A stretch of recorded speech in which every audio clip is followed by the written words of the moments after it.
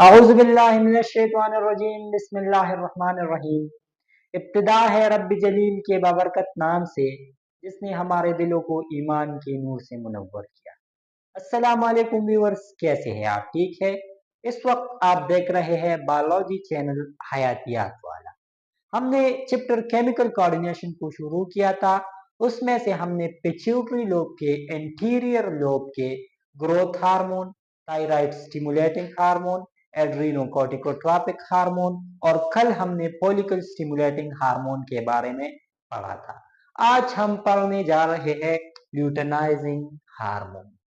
ठीक है, तो चलिए अपने सेशन का बाकायदा आज शुरू करते हैं। ल्यूटेनाइजिंग हार्मोन, तो ल्यूटेनाइजिंग हार्मोन को ल्यूटेनाइजिंग क्यों कहते हैं वो हम आपको बताते हैं। कल हमने आपको बताया था कि मैच्योर फॉलिकल किस तरह जनरेट होता है।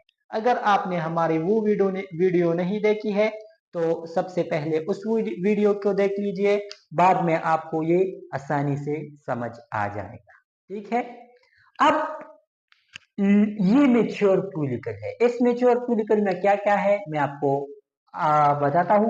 ये जो है this one, the inner one, this one is called as ova. While इस ओवा के इर्द गिर्द एक मेम्ब्रेन है। The membrane around the ova is called as zona pellucida. इस ओवा के इर्द गिर्द जो सुर्ख रंग का आपको दिख रहा है मेम्ब्रेन, इसे हम कहते हैं जोना पेलुसिडा। अब इस जोना पेलुसिडा के बाहर आपको जो ब्लू कलर का एक लेयर ऑफ सेल्स दिख रहा है, इसे हम कह सकते हैं कोरोना रेडिया। ये क्या है? ये कोरोना रेडिया है। अब ये एक सेल्स का लेयर है, ये दूसरे सेल्स का लेयर है, green one. The internal one is called as theca interna, while the external one is called as theca externa. और कोरोना रेडिया और टीका इंटरना के दरमियान में ये कैविटी है। इस कैविटी को हम कहते हैं पॉलिकुलर कैविटी। ठीक है, जबकि यहाँ पर एक सेल और भी है जिसे हम पोस्ट पोलर बॉडी कहते हैं। तो ये सारा चीज जो है ये है क्या? Mature follicle. ये मेच्योर पॉलिकल है, इसे हम लिख देते हैं this whole structure is mature follicle. ठीक है, तो ये है मेच्योर फॉलिकल। अब इस मेच्योर फॉलिकल के दरमियान में क्या वाकया है? ओवा वाकया है। तो जब इस मेच्योर फॉलिकल से ये ओवा निकलता है तो उसको हम ओवल्यूशन कहते हैं। ठीक है, ovulation, ovulation. It's not evolution, it's ovulation. ठीक है, मीन्स इस मेच्योर फॉलिकल से इस ओवा का निकलना इज कॉल्ड एज ओवल्यूशन। ठीक है, और इस मेच्योर फॉलिकल से इस ओवा को कौन निकालता है? एक हार्मोन निकालता है जिसे हम कहते हैं ल्यूटेनाइजिंग हार्मोन। ठीक है, तो इस ओवा को निकालने के लिए जो हार्मोन रिस्पॉन्सिबल है उससे हम कहते हैं ल्यूटेनाइजिंग हार्मोन। अब जब ये ओवा इस मेच्योर फॉलिकल से निकल जाता है, जब ये ओवा इस मेच्योर फॉलिकल से निकल जाता है तो बाद में जो स्ट्रक्चर बचता है उसको हम कहते हैं कार्पस ल्यूटियम। ठीक है, तो वो ल्यूटियम से ये ल्यूटेनाइजिंग निकला है। ठीक है, तो जब इस मेच्योर फॉलिकल से ये ओवा निकलता है तो इस प्रोसेस को ओवल्यूशन कहते हैं। और जब इस मेच्योर फॉलिकल से ये ओवा रिलीज हो जाए तो बाद में जो स्ट्रक्चर बचता है उसे हम कार्पस ल्यूटियम कहते हैं। और कार्पस ल्यूटियम से वर्ड ल्यूटेनाइजिंग निकला है। ठीक है, तो ल्यूटेनाइजिंग हार्मोन इसको इसलिए कहते हैं। तो फीमेल में तो फंक्शन आपको समझ आ गया। अब मेल में इसका फंक्शन क्या है? कल हमने आपको एक सेल बताया था नोन एज लैडिंग सेल। ये कल हमने आपको बताया था। इसका एक और नाम भी आपको बताया था, interstitial cells, ISC C, interstitial cells, ठीक है। The cells around the testis is called as interstitial cells. इसको आल्सो कहते हैं लैडिक सेल। तो ये ल्यूटेनाइजिंग हार्मोन इस लैडिक सेल पर अमल करता है, एक्ट करता है और इससे निकालता है एक हार्मोन कॉल्ड एज टेस्टोस्टेरोन, ठीक है, टेस्टोस्टेरोन।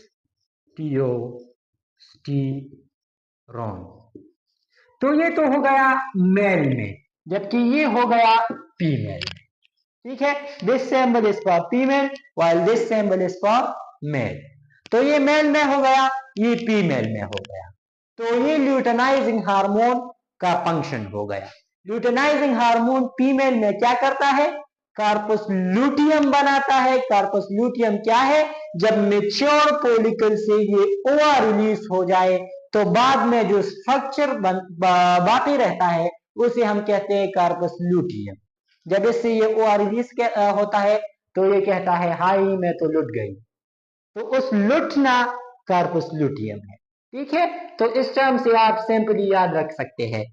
मैं आपको बताता हूं कार्पस लूटियम, ठीक है। कार्पस लूटियम क्या है, the structure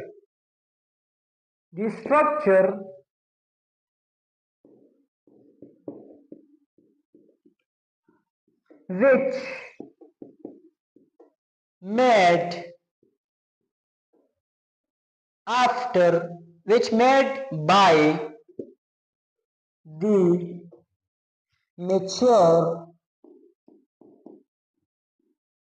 follicle after the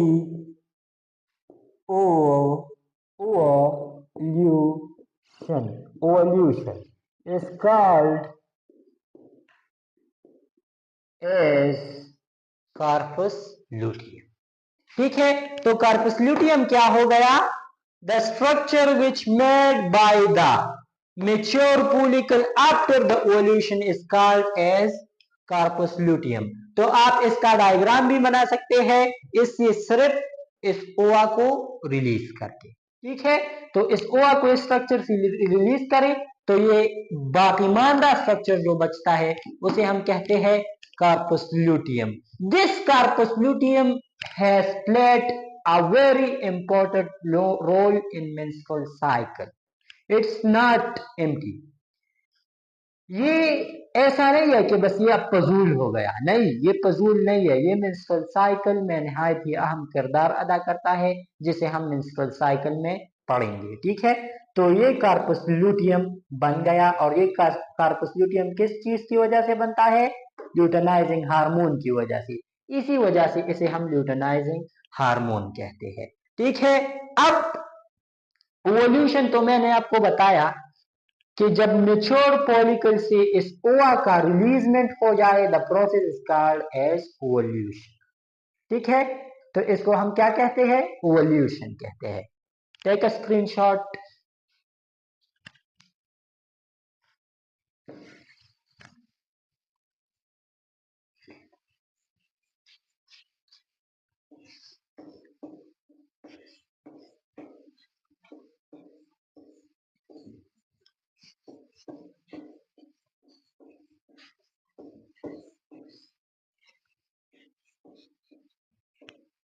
अब कल भी हमने आपको फॉलिकल स्टिमुलेटिंग हार्मोन की रिलीजिंग प्रोसेस को बताया था। उसमें हमने आपसे कहा था कि गोनेडोट्रोप्स वो सेल्स होते हैं जो कि फॉलिकल स्टिमुलेटिंग हार्मोन को रिलीज कराते हैं, ठीक है। तो हमने आपको ये भी बताया था कि ल्यूटेनाइजिंग हार्मोन को भी गोनेडोट्रोप्स रिलीज करते हैं। तो वो प्रोसेस आपको समझ में कल आ गया होगा। अगर नहीं आया तो अभी मैं आपको थोड़ा मेमोराइज कराता हूं, ठीक है।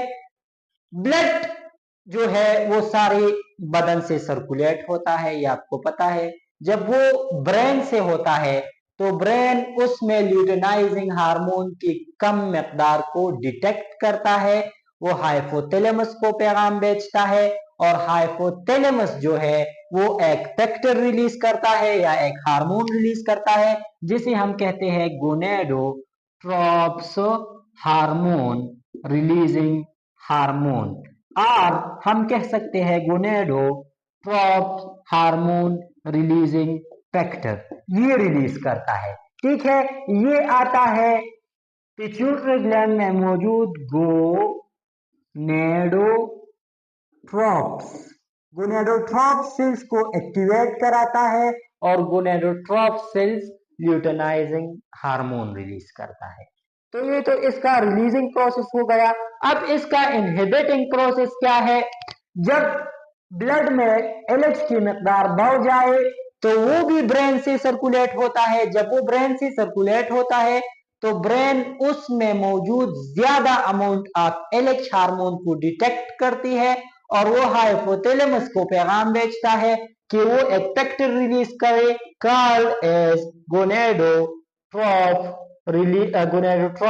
हार्मोन इनहिबिटिंग हार्मोन और गोनेडोट्रोप हार्मोन इनहिबिटिंग फैक्टर, ये रिलीज करे और ये आके गोनेडोट्रोप्स करेक्ट करेंगे और गोनेडोट्रोप्स ल्यूटेनाइजिंग हार्मोन को बनाना बंद कर देगा।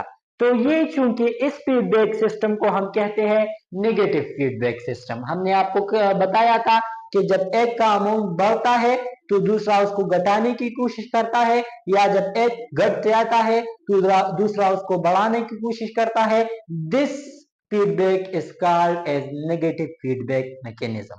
जब गोनेडोट्रोप रिलीजिंग ल्यूटेनाइजिंग हार्मोन की मिकदार बढ़ जाए तो ब्रेन उसको घटाने की कोशिश करता है, जब ये घट जाए तो ब्रेन इसको बढ़ाने की कोशिश करता है। This feedback system is called as negative feedback system. ठीक है, तो ये तो हो गया इसका रिलीजिंग और इनहिबिटिंग प्रोसेस। ठीक है, हमने आपको इसके फंक्शंस भी बताए कि इसके ये फंक्शंस हैं। अब इसके हाइपो और हाइपर सिक्रीशन को पढ़ते हैं।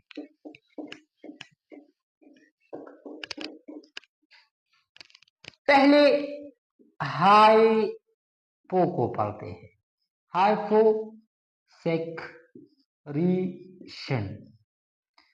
तो अगर ल्यूटेनाइजिंग हार्मोन का हाइपो सिक्रीशन हो जाए तो आपके ख्याल में ये कौन सी डिजीज काज करे? Infertility, you are right, infertility. आपको पता है, हमने आपको अभी बताया कि luteinizing hormone played a very very important role in ovulation, और जब ओवल्यूशन होता है तो उसके बाद जायगोट बनता है। जब ओवल्यूशन नहीं होगा तो उसके साथ स्पर्म नहीं मिलेगा, जब स्पर्म नहीं मिलेगा तो जायगोट नहीं बनेगा, जब जायगोट नहीं बनेगा the condition is called as infertility. तो हाइपो सिक्रीशन की वजह से क्या हो सकती है? इनफर्टिलिटी हो सकती है। अब दूसरा hyper secretion.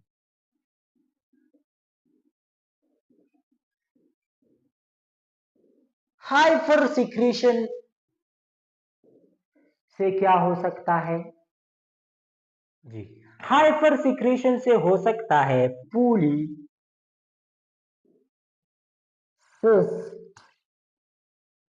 Ovary syndrome. Polycyst ovary syndrome, syndrome हमने आपको कल भी बताया था कि क्या है? The collection of symptoms is called as syndrome. ठीक है, तो अब polycyst ovary syndrome, poly means more, cyst का यहां मुराद ओवा है। जाहिरी सी बात है, जब ल्यूटेनाइजिंग हार्मोन ज्यादा निकलेंगे तो वो ज्यादा ओवा को रिलीज कराएगा।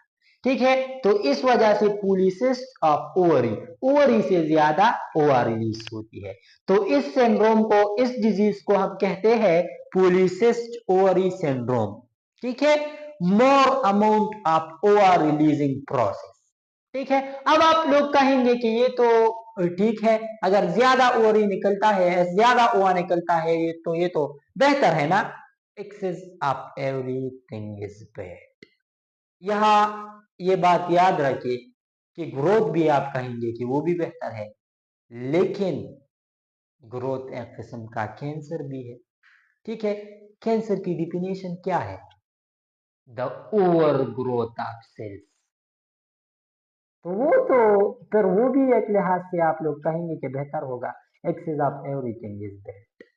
तो जब ये प्रोसेस होगा तो फीमेल, हर एक फीमेल अपने लाइफ टाइम में एक मखसूस अमाउंट ऑफ ओआ रिलीजमेंट करता है। जब उससे ज्यादा ओआ बढ़ जाए तो वो फिर ओआ रिलीजमेंट नहीं करता, और उस पर एक टाइम आता है जिसे हम कहते हैं मेनोपॉज,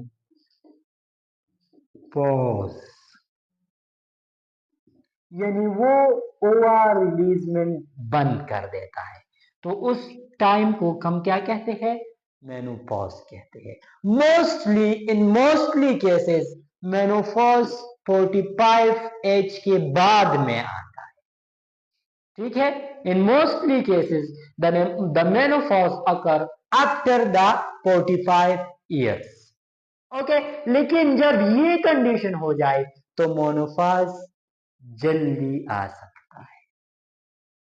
तो ये एक डिजीज है, and you know disease is not good for health. ठीक है, तो ये हाइपो और हाइपर सिक्रीशन हो गया।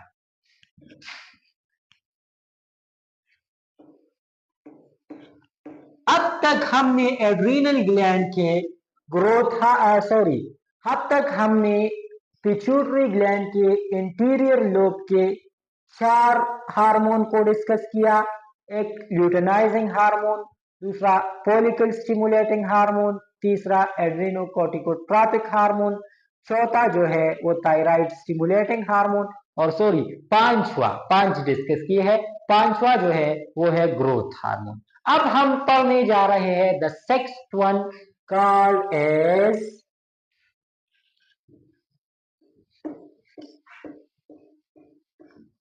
अब हम सिक्स्थ वन को पढ़ने जा रहे हैं, कॉल्ड एज प्रोलैक्टिन।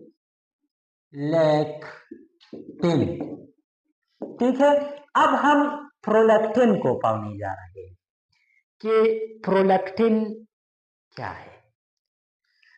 तो हम आपको बताते चले कि prolactin is a hormone responsible for releasing of the production of milk.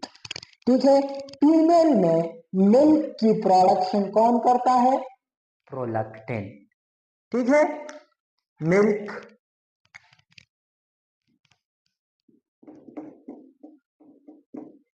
Production, ये प्रोलैक्टिन हार्मोन है जो कि मिल्क प्रोडक्शन करता है। ठीक है, अब इसका टारगेट क्या है? टारगेट जाहिर सी बात है, मिल्क कहां से निकलता है? फीमेल के ब्रेस्ट से। तो टारगेट क्या होगा? मेमेलरी ग्लैंड। ठीक है, मेमेलरी ग्लैंड। ठीक है, ब्रेस्ट ऑफ फीमेल, यार हम लिख भी देते हैं ब्रेस्ट ऑफ फीमेल। ठीक है, ये इसका हो गया टारगेट। अब इसका रिलीजिंग और इनहिबिटिंग प्रोसेस क्या है? तो ये तो हमने आपको बहुत मर्तबा बताया, अब तक तो आपको रट्टा भी लग चुका होगा, फिर भी मैं बताता चलूं कि ब्लड ब्रेन से भी सर्कुलेट होता है और होल बॉडी से सर्कुलेट होता है। तो वो जब ब्रेन से सर्कुलेट हो जाए तो उसमें प्रोलैक्टिन की कम रफ्तार को डिटेक्ट करता है और एक हार्मोन रिलीज करता है known as prolactin releasing hormone. ठीक है, प्रोलैक्टिन रिलीजिंग हार्मोन। तो ये आके अब यहाँ पर सेल्स, हमने आपको बताया कि जस्ट सेल्स चेंज होंगे, इसको हम कह सकते हैं प्रोलैक्टिन रिलीजिंग फैक्टर भी कह सकते हैं, ठीक है। तो ये आके पिट्यूटरी ग्लैंड में मौजूद सेल्स क्या, लेक्टोट्रॉप्स,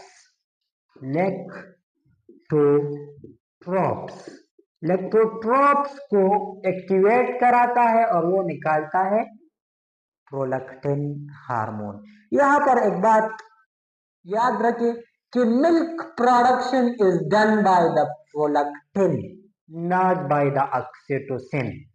oxytocin is responsible for milk ejection, not the production, ठीक है। मिल्क को निकालने के लिए ऑक्सीटोसिन रिस्पॉन्सिबल है, जबकि मिल्क को प्रोड्यूस करने के लिए प्रोलैक्टिन रिस्पॉन्सिबल है। तो लेक्टोट्रॉप सेल्स प्रोलैक्टिन हार्मोन प्रोड्यूस करता है और वो आके मेमरी ग्लैंड में मिल्क प्रोड्यूस करता है।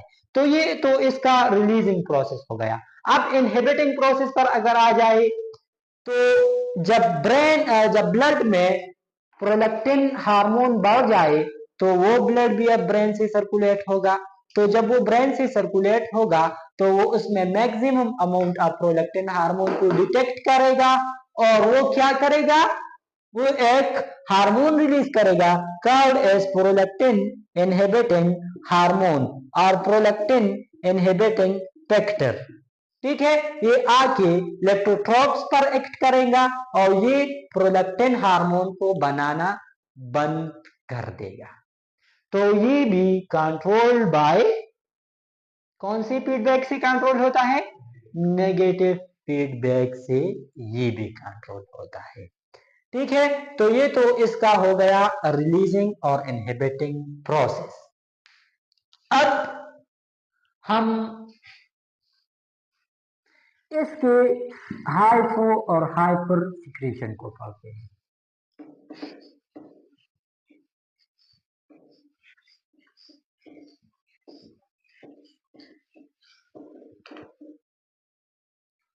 यहां पर मैं आपको बताता चलूं कि prolactin is not just a female hormone, ठीक है। जैसे एस्ट्रोजन और प्रोजेस्टेरॉन जस्ट फीमेल हार्मोन नहीं है, बल्कि मेल में भी रिलीज होते हैं। और मेल में कौन सी जगह से रिलीज होते हैं, जी हमने आपको बताया था कौन सी जगह से रिलीज होते हैं, एड्रीनल ग्लैंड से, ठीक है।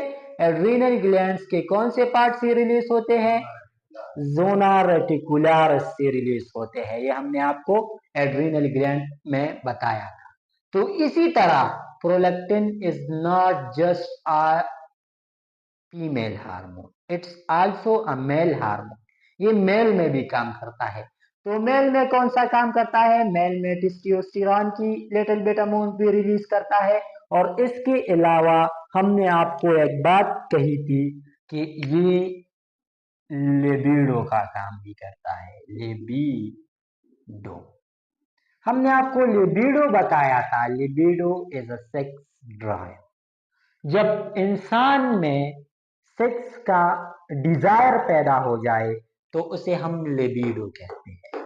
और ये हमने आपको बताया था कि मेल में एस्ट्रोजन और प्रोजेस्टेरॉन लिबिडो के लिए रिस्पॉन्सिबल है, वाइल फीमेल में टेस्टोस्टेरोन लिबिडो के लिए रिस्पॉन्सिबल है।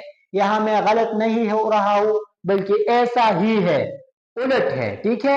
मेल में एस्ट्रोजन और प्रोजेस्टेरॉन लिबिडो के लिए रिस्पॉन्सिबल है, जबकि फीमेल में टेस्टोस्टेरोन लिबिडो के लिए रिस्पॉन्सिबल है। Prolactin is also responsible for libido in male, okay. अब हाइपो और हाइपर सिक्रीशन को पढ़ते हैं। हाइपो एंड हाइपर, तो ये आपने पहले ही अंदाजा लगा लिया होगा कि अगर हाइपो सिक्रीशन होगा तो क्या होगा, जी हाइपो सिक्रीशन होगा तो मिल्क प्रोडक्शन नहीं होगा।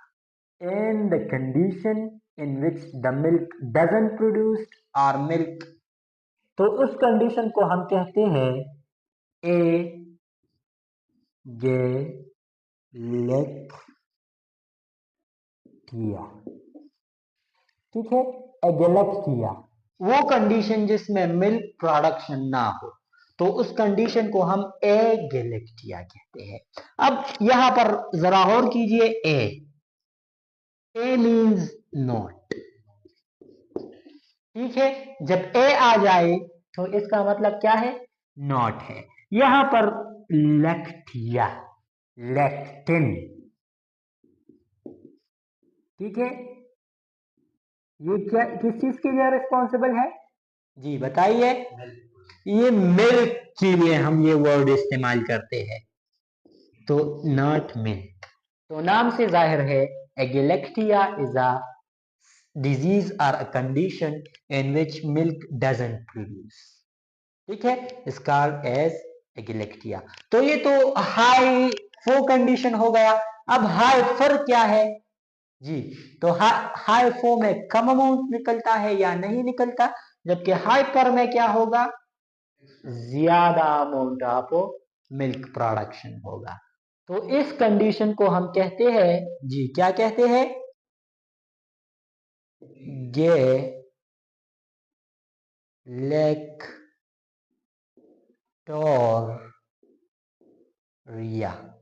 इसको हम कहते हैं गैलेक्टोरिया, गैलेक्टोरिया। तो इसमें क्या होता है, मोर अमाउंट ऑफ मिल्क होता है, या over production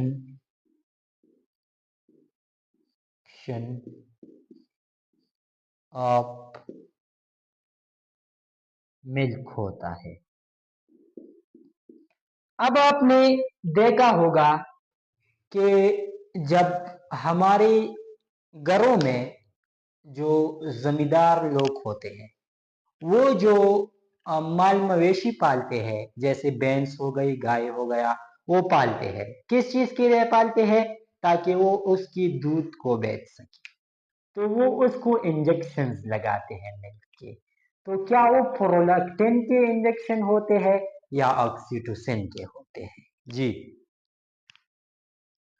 These injections are not of the prolactin, वो ऑक्सीटोसिन के होते हैं, क्योंकि वो उस भैंस या फिर उस गाय के अंदर मौजूद सब के सब दूध को बाहर निकालता है, वो इंजेक्शन के लिए वो इस्तेमाल करते हैं, तो वो ऑक्सीटोसिन होते हैं, ठीक है, वो प्रोलैक्टिन के नहीं होते।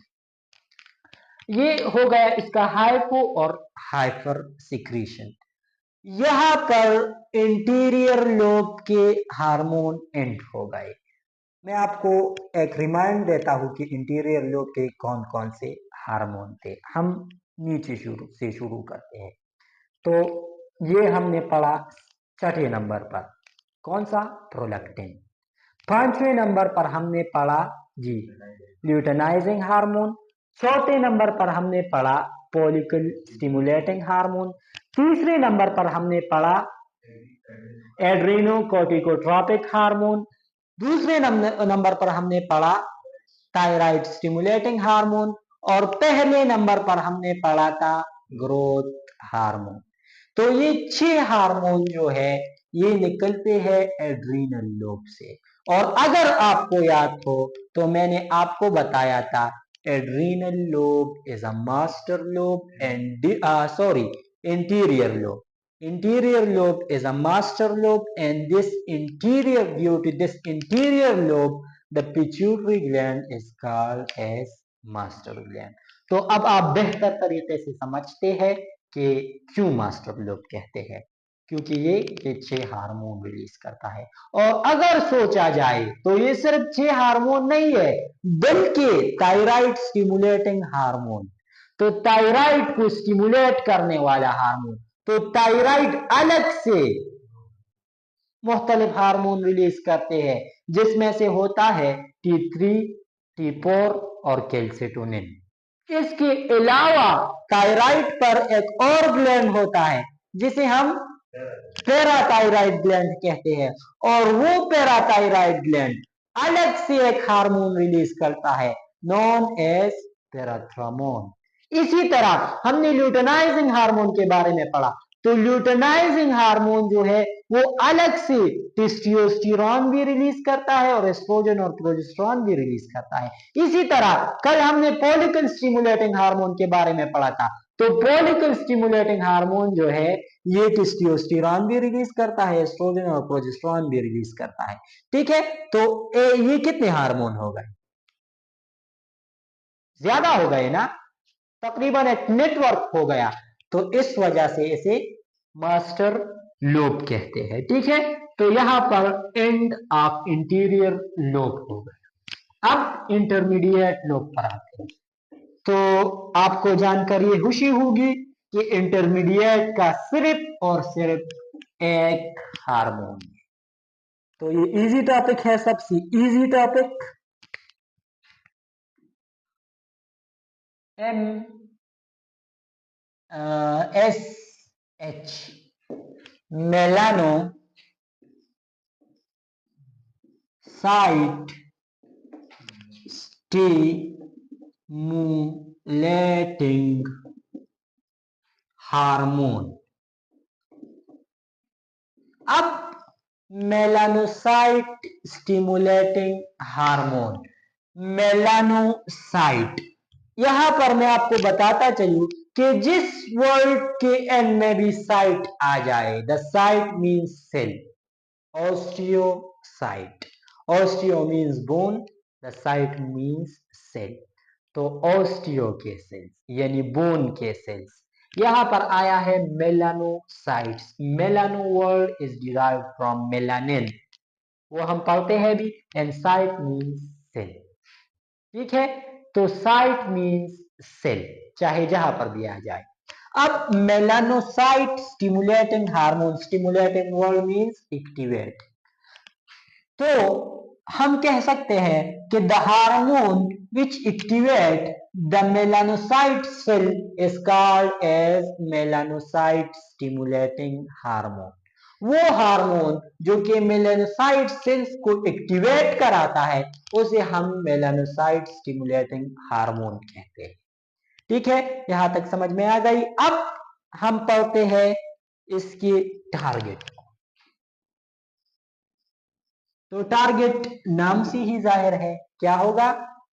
मेलानोसाइट होगा, मेलानोसाइट। ठीक है, तो ये हो गया मेलानोसाइट, ये तो टारगेट हो गया।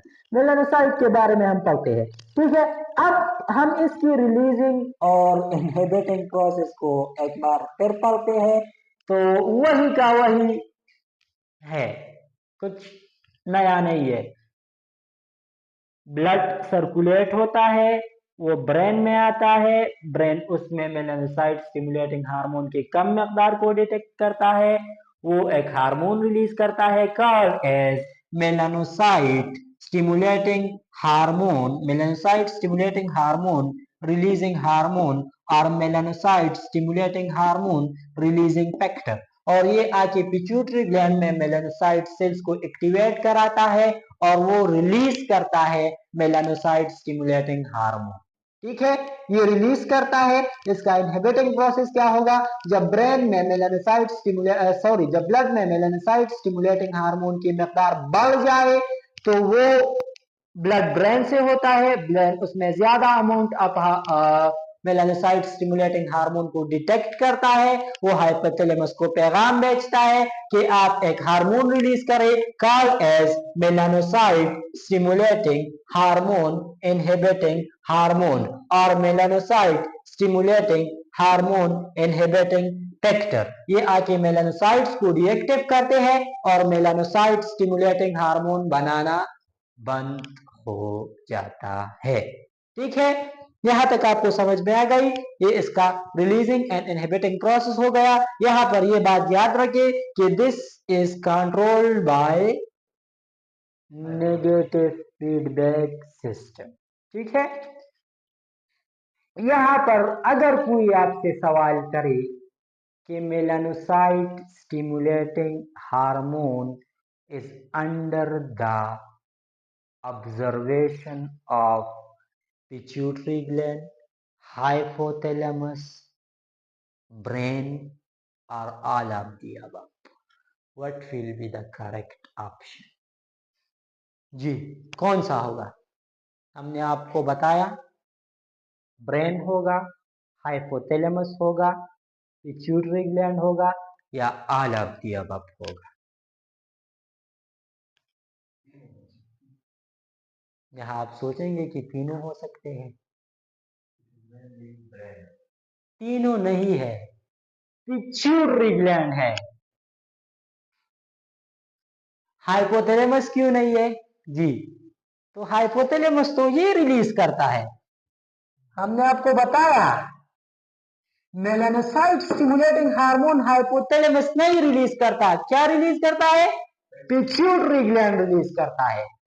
इसलिए हम कह सकते हैं कि melanocyte stimulating hormone is released by pituitary gland, not by the hypothalamus. Hypothalamus सिर्फ और सिर्फ दो हार्मोन रिलीज करते हैं। हमने आपको बताया था paraventricular nucleus release ADH while the supraoptic nucleus release oxytocin. Okay, तो ये दो हार्मोन जो है ये अगर एमसीक्यूज में आ जाए तो वो कौन रिलीज करता है? वो पोस्टीरियर लोब रिलीज नहीं करता, जस्ट शो अप करता है कि ये पोस्टीरियर लोब रिलीज करता है। वो दरअसल में हाइपोथैलेमस रिलीज करता है। बाकी मानदा जो है इंटीरियर लोब के हार्मोन वो पिट्यूटरी ग्लैंड रिलीज करता है। ठीक है, तो ये इसका रिलीजिंग प्रोसेस हो गया। अब हम इसके फंक्शन को पढ़ते हैं। फंक्शन को पढ़ने से पहले हमें एक और बात को समझना चाहिए कि मेलानोसाइट सेल्स जो है ये एक पिगमेंट रिलीज करता है नोन एज मेलानिन। ठीक है, मेलानिन। मेलानिन क्या है? ये पिगमेंट है। जब पिगमेंट है तो इसका क्या मतलब हुआ? इसका मतलब ये हुआ कि कलर के लिए रिस्पॉन्सिबल है। अब अगर ये ग्रीन पिगमेंट है तो इसे हम क्या कहते हैं? क्लोरोफिल कहते हैं। अब अगर ये ब्लैक पिगमेंट है, ब्लैक, तो इसे हम मेलानिन कहते हैं। ठीक है, the black pigment is melanin. समझ में आ गई? मेलानिन पिगमेंट क्या है? ब्लैक पिगमेंट है। अब यहां से आपको फंक्शन इजीली समझ में आ गया। अगर कोई इंसान काला है तो इसका क्या मतलब हुआ? उसमें मेलानिन की अमाउंट ज्यादा है। ठीक है, तो ये मेलानिन, स्किन डार्कनेस, डार्कनेस, ये तो एक फंक्शन हो गया। दूसरा the black colour of hair, the black colour of hair. इसके अलावा जी the black colour of eyes, ये भी ठीक है। द ब्लैक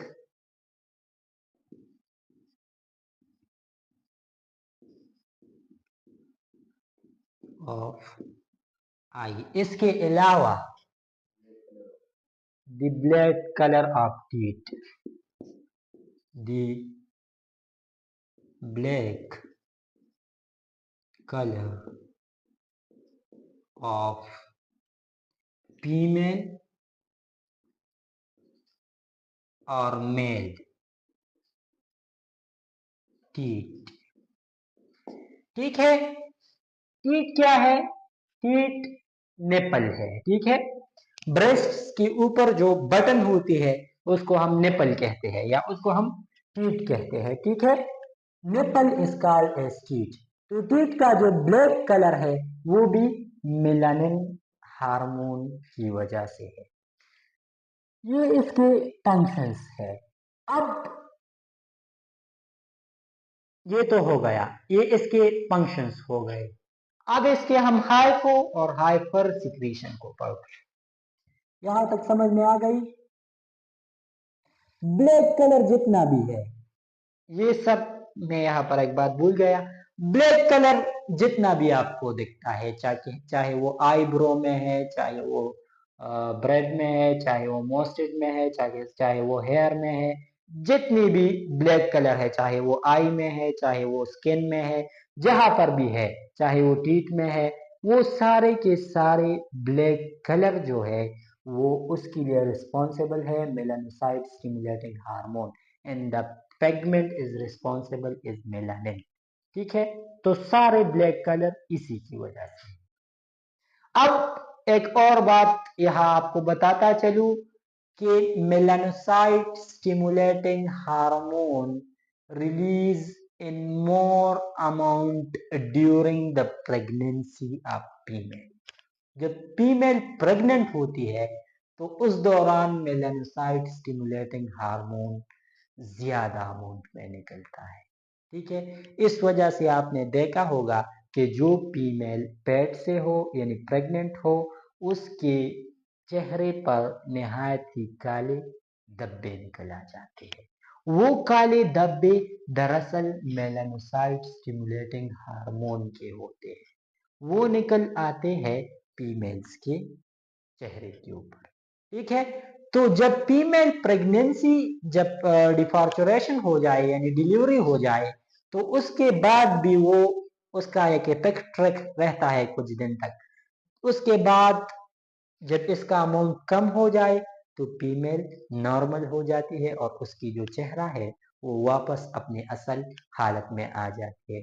तो लिहाजा अगर ड्यूरिंग प्रेगनेंसी आपका चेहरा काला पड़ जाए तो it's not your fault and it's not treat by any medicine और any creams. So avoid it and just wait to the low secretion of melanocyte stimulating hormone. ठीक है, ये हो गया।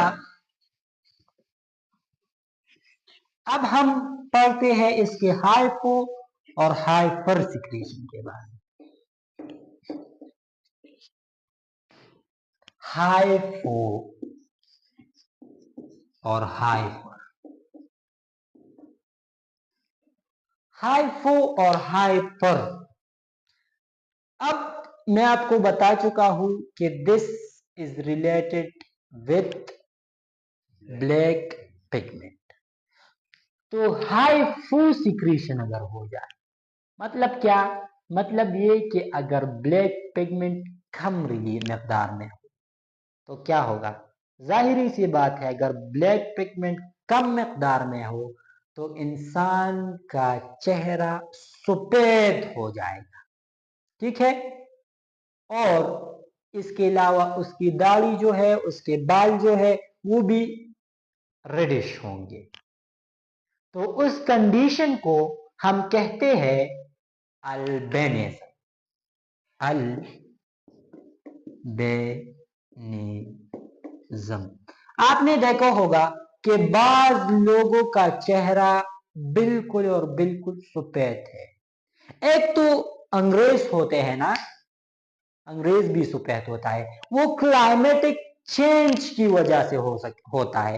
हो सकता है उनमें ज्यादा अमाउंट आपको मेलानोसाइट स्टिमुलेटिंग हार्मोन ना हो, लेकिन ज्यादातर पर जो है वो क्लाइमेटिक चेंज की वजह से होता है। वो जितनी भी अंग्रेज ममालिक है ना, उसकी अगर आप कोऑर्डिनेट्स देके, उसकी अगर आप लोकेशंस देके, तो वो ज्यादातर पर सर्दी वाले ममालिक है, यानी वहां पर सूरज जो है उसकी तपिश इतनी ज्यादा नहीं होती, तो वो क्या होते हैं, वो उसकी वजह से सफेद रंग उनका होता है।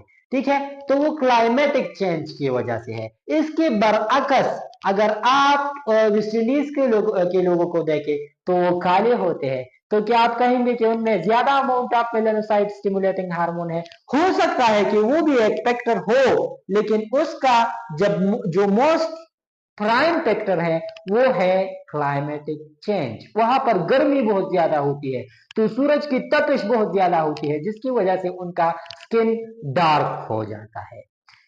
इसके अलावा अगर मिसाल के तौर पर पाकिस्तान में आपने देखा होगा कि एक आदमी है जो कि पाकिस्तान में पैदा हुआ है, पाकिस्तान का रहने वाला है, ठीक है, और फिर भी वो बहुत ज्यादा गोरा है, बिल्कुल अंग्रेजों की तरह, तो उसमें मतलब क्या है कि एल्बिनिज्म है, ठीक है। अब अगर हाइपर सिक्रेशन हो जाए तो क्या होगा जी, डार्कनेस ऑफ स्किन होगी। आपने देखा होगा कि स्किन के ऊपर बड़े बड़े काले धब्बे आ जाते हैं, ठीक है, सारे स्किन के ऊपर। एक तो मैंने आपको बताया कि प्रेगनेंसी में होता है, वो नहीं, उसके अलावा जब आपके स्किन में बड़े बड़े काले धब्बे हो तो उस कंडीशन को हम कहते हैं मेलेस्मा, ठीक है। This condition is called as the large dark circles on skin is called as melasma, ठीक है। और अगर the whitish of skin